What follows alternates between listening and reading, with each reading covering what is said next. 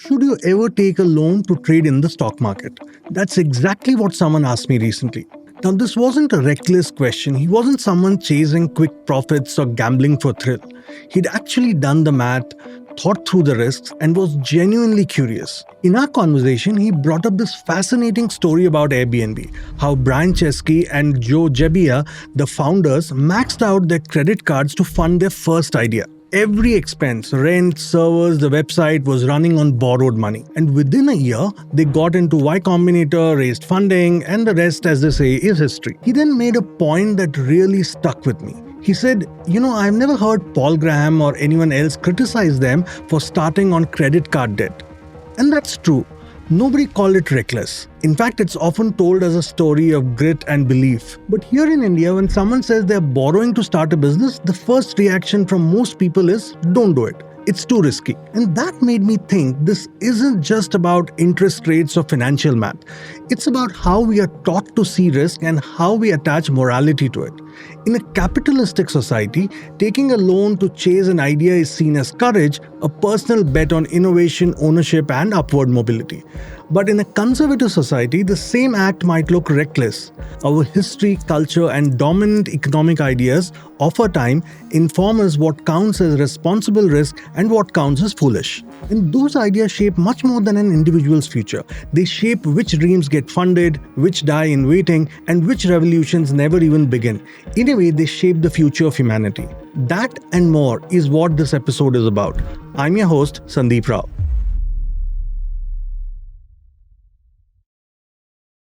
Like I always do, let's start with defining a few terms before we get into the debate. When I say, should you take a loan to trade, I'm talking about a personal loan. The kind that gets offered to you over the phone, sometimes more often than you'd like, especially if you're salaried. Now, broadly speaking, there are two kinds of loans, secured and unsecured. When you buy a bike, a car, or a house with a loan, the thing you're buying becomes a security for that loan. If you stop paying, the lender can legally take over the asset. That's a secured or an asset-backed loan. A personal loan, on the other hand, doesn't work that way. There's no asset tied to it. It's based entirely on trust and your credit history. That's why it's called an unsecured loan. And if you default on one, the consequences are different. Your CIBIL score takes a hit, the recovery calls start, and life can get messy. I won't get into all of that right now. The point I wanted to make is this. There's a world of difference between secured loans, which are backed by assets, and unsecured loans like personal loans or credit card debt. In general, taking any kind of unsecured loan, unless it is for a genuine emergency, is a bad idea. There's really no other side to it. So if the question is, should I take a personal loan to trade in the stock market? The answer is a clear and absolute no. Do people still do it? Of course, many do. Just like there are people who drink and drive. But the real question is, should you? The answer again is no. Now, on a side note, there's an interesting story about Bruce Kovner, a hedge fund manager I used to follow quite closely. Apparently, he made his first trade by borrowing $3,000 on a credit card to buy soybean futures. The trade worked out. He went on to build Caxton Associates, one of the world's most successful macro hedge funds. But stories like this sound great in hindsight, and they're filled with what we call survivorship bias. We hear about the one person who made it big, not the 100 others who tried the same thing and lost everything. That's why these anecdotes, while inspiring, are dangerous if we take them at face value. They make extraordinary luck sound like a repeatable strategy, and that's where most people get hurt. Now, this brings me to a few ideas at the core of this whole discussion. 1. Just because something is risky doesn't make it bad. And just because you're borrowing doesn't make it a sin. In some cultures, debt gets a bad name, often for good reason. But when that gets into a blanket thinking and stereotyping, when we start believing that all debt is bad, we oversimplify reality. That's dangerous because entrepreneurship itself is built on taking risks. Everything we see around us, every company, every innovation, every phone, every app on your phone, exists because someone somewhere decided to take a bet. They risked comfort for a possibility. Airbnb exists because two guys were crazy serious about their idea, so serious that they maxed out on their credit cards to keep it alive. 2. Maybe the answer lies in being strategic about risk. Now, what does that mean? Let me explain. When we borrow money to take a chance on something, risk is inevitable. But the real question is, can we understand it better? Can we measure it? estimate the odds, and know the potential downside? Can we calculate the risk of ruin, the point beyond which recovery becomes hard, and plan to stay above it? That's what it means to be strategic about risk. From the outside, many people who take big bets may look reckless, but what we don't see is the preparation. The spreadsheets, the scenario planning, the what-if drills, all the invisible work that they do to increase the odds of success. It's not blind courage, it's informed decision-making. I mean, you cannot look at Max Verstappen driving his RB21 at 330 km per hour on a racetrack and start driving your Wagoner at 120 km per hour on a state highway. One is called risk-taking and the other is nothing but foolishness. One of my professors once put it beautifully. A reckless person jumps into the well and only then wonders if he'll survive. A risk-taker first throws a few pebbles, listens, checks if there is a rope or a staircase, and then decides whether to jump. That in essence is what separates foolish courage from thoughtful, strategic risk-taking. So that brings us back to the original question. Can you be strategic with your risk-taking and still take a loan to trade? Tough one. But if I really think about it, the answer is both yes and no. Yes, you can be strategic about your risk-taking even if you borrow money to trade. But can you realistically make money net of cost? That's where it gets tricky. Very tricky. Let me share a bit of math with you for context. But before that, the usual very important disclaimer. This is not a recommendation to trade, nor to take a loan to trade. Think of this as nothing more than a perspective on risk-taking, and trading or investing in the markets can lead to complete loss of capital. Alright, let's move to the example now. Let's say you take a 10 lakh worth of personal loan at 15% interest for a 3-year tenure. Your monthly EMI comes to roughly 34,700, which you'll be paying for 36 months. Now let's assume you are a cautious trader who wants to manage risk and trade. You park 3 lakhs in cash in your trading account for margin and keep the remaining 7 lakhs in a liquid fund, which earns around 6% a year. Worst case, you lose 3 lakhs in cash and you stop trading. So in a way, you are taking 30% risk.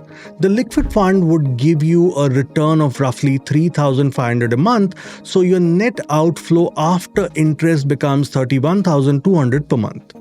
So that's your target. You need to make 31,200 per month from your total capital of 10 lakhs. But remember, you can't trade with full 10 lakhs either. After the broker's haircut on your liquid fund collateral, you'll probably get 9.5 lakhs as effective trading capital. Now here's the catch. To simply break even, you need to generate about 3.3% a month or roughly 40% a year just to cover your EMI costs.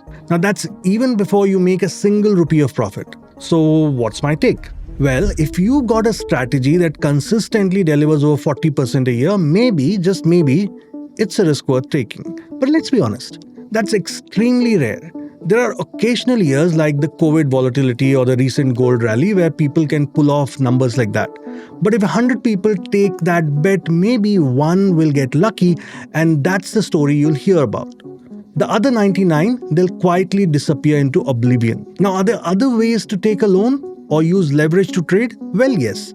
There's something called MTF, which stands for Margin Trading Facility, and let me explain how it works. Suppose you have a positive view on Reliance Industries and want to buy shares worth 5 lakh, but you only have 1 lakh with you in your account. With MTF, your broker essentially lends you the remaining 4 lakh and charges you an interest on the borrowed amount. In this example, let's assume Reliance has 5x leverage available, and that's usually the upper limit.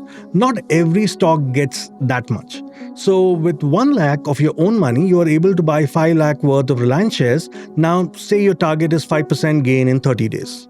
If you hit that target, your gross profit is about 25,000 after paying roughly 5% in interest and 1% in other charges. Your net return works out to be 19%, which sounds great. But here's the other side to it. What if your trade goes wrong? A 5% loss in Reliance would mean a 25,000 rupees loss on your total position, plus about 5,000 in interest, taking your loss to roughly 31% of your total capital. So yes, MTF can be a great tool in a strong bull market when you're diversified across multiple stocks. It amplifies your gain, but it also amplifies your losses. The key is knowing exactly what you're getting into. It's a powerful product, but definitely not for amateurs. If you're thinking about using MTF, you need to have a strategy in place before you take any trade.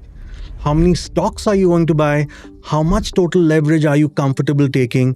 What's your expected win rate and average win size? What's your exit plan both for individual positions and for overall portfolio if the market moves against you, that is? And most importantly, do you have enough capital left to recover and take the next trade if things don't work your way? Having clear answers about these questions, that's what I mean when I say you need to be strategic about your risk. And yes, do check out the different links explaining MTF and the link for the MTF calculator in the show notes. So what's the final take? First things first, I don't deride leverage as a concept. As we saw with the Airbnb founders who used credit card loans to fund their early operations, or Bruce Kovner who borrowed $3,000 on a credit card to make his first trade, leverage when used wisely can change lives. Closer home, late Rakesh Jhunjhunwala, who I would call is the most celebrated investor in India, was quite open about his leverage bets in the markets. Sadly, the media ignores the role of leverage in his success. In a 2018 Economic Times interview, he said, "If I had started with 5,000 and I didn't take leverage, I wouldn't be where I am today." But again, the operative word over here is context. Those were different times. His access to information, capital, and market structure was very different from what you or I might have today. So it's not a fair point to pick one element like leverage from his story and ignore all other factors that made it work for him. I spoke about something similar about Buffett quotes in one of the previous episodes and why context matters. It's important to look at the full picture before drawing conclusions. But here's the bottom line. In general, taking an unsecured loan for a speculative activity like trading is a bad idea. It's a leverage on top of leverage, especially if you're borrowing money to trade in futures and options or stacking that loan with MTF. If you really want to trade F&O, it's better to first invest, build your own capital base, and then take risk from a position of strength. Comparing a personal loan for trading with a home loan or a business loan makes no sense. They serve completely different purposes. Products like MTF, that is margin trading facility, can be a useful tool, but only if used strategically, with clear risk controls and exit plans. And I'll end with a thought from Tom Sosnoff, the founder of Tasty Trade, who often says, to get the odds in your favor, play the game of large numbers. That means identify a strategy that actually has an edge, size small, and have enough capital to play the game over and over again. Ultimately, that's how you can make probability work in your favor. There will always be people who take extreme risks and get lucky, and that's fine. But for most of us, understanding risk, respecting it, and staying in the game long enough, that's where real success lies. That brings us to the end of this episode, and I hope you found this episode valuable. Do share your questions, thoughts, and feedback in the comments. I'll do my best to respond. Thank you for watching and see you in the next one.